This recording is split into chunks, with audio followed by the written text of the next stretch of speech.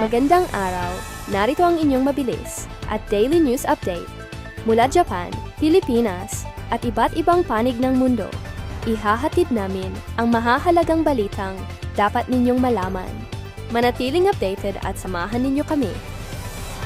Isang 27 years old na lalaki mula Sri Lanka ang hinuli ng pulisya sa Fukushima matapos makitaan ng mga kagamitan para sa pagbukas ng mga nakalak na pinto sa loob ng kanyang sasakyan. Naganap ang insidente noong March 23 bandang 1 p.m. matapos makatanggap ng report tungkol sa kanyang kahina-hinalang kilos. Ininspeksyon ng mga pulis ang kanyang kotse at nakumpirma ang mga illegal na tools kung kaya't agad siyang inaresto. Inamin naman ng suspek ang kanyang paglabag. Simula March 25, maaari nang gamitin ang credit at prepaid cards bilang pambayad sa train rides sa Kanto Region. Pinalawak ng 11 railway companies ang coverage ng cashless payment system mula Tokyo hanggang Chichibu, Nikko at Hakone.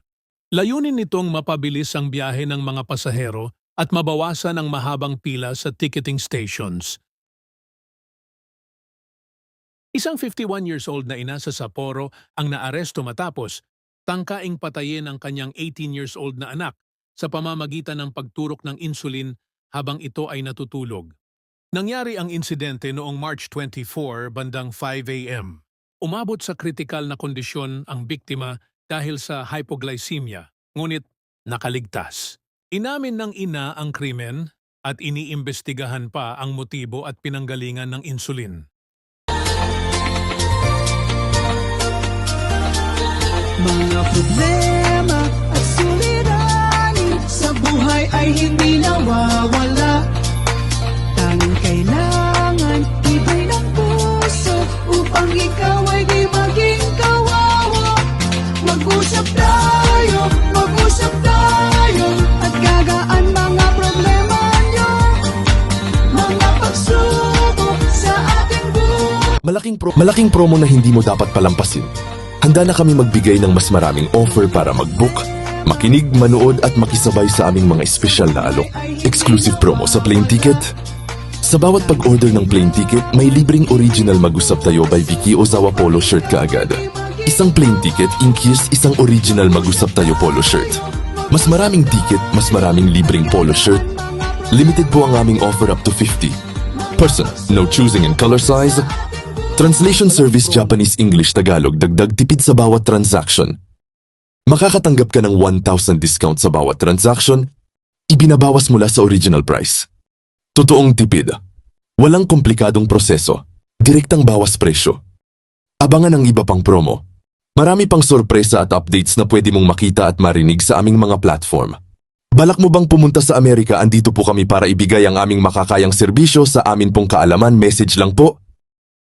Makinig at manood sa Spotify at Apple Podcast. Laging updated sa mga bagong promo at balita. Message na po ngayon. Limitado lamang ang promo kaya huwag nang maghintay. I-check ang aming page, mag-message na po at mag-order ngayon. Kami po ng Team Mag-usap Tayo by Vicky Ozawa. Maraming salamat po. Message na po ngayon. Ang promo na ito ay para sa mga gustong maglakbay, makatipid at makatanggap ng espesyal na regalo. Samantalahin na po, message lang po sa FB page Mag-usap Tayo by Vicky Ozawa. Welcome sa Chika Showbiz! Hatid namin ang maiinit at pinakabagong balita sa mundo ng showbiz, mula Hollywood hanggang sa mga paborito ninyong artista sa Pilipinas. Tara, sabay-sabay nating alamin ang latest chika!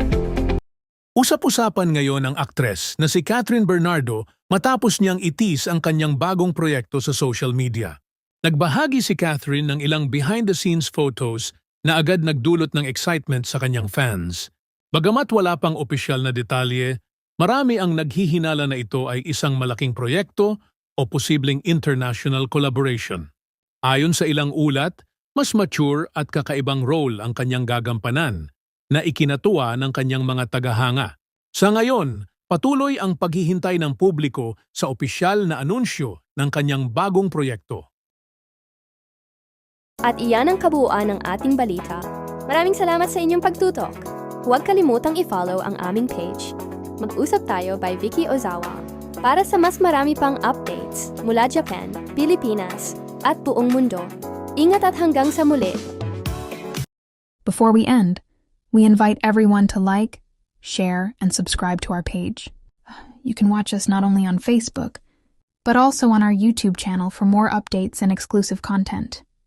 We also have original 100 Pinoy diaries and 95 Tagalog quotes at Spotify and Apple Podcast. All in Tagalog, written by Vicky Ozawa.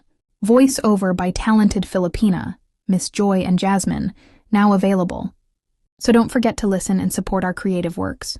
If you have any concerns, inquiries, or if you are interested in our commercials or services, please feel free to message us anytime on our Facebook page, Mag-usap Tayo by Vicky Ozawa. We are open Monday to Friday, 9 a.m. to 6 p.m., Japan time. Thank you very much for your continued support, and we look forward to assisting you. Maraming salamat from Team Mag-usap Tayo by Vicky Ozawa. Here is short quote from Ms. Vicky Ozawa, Life is a gift. Find peace of mind first rather than happiness. Thank you very much. Maraming salamat po.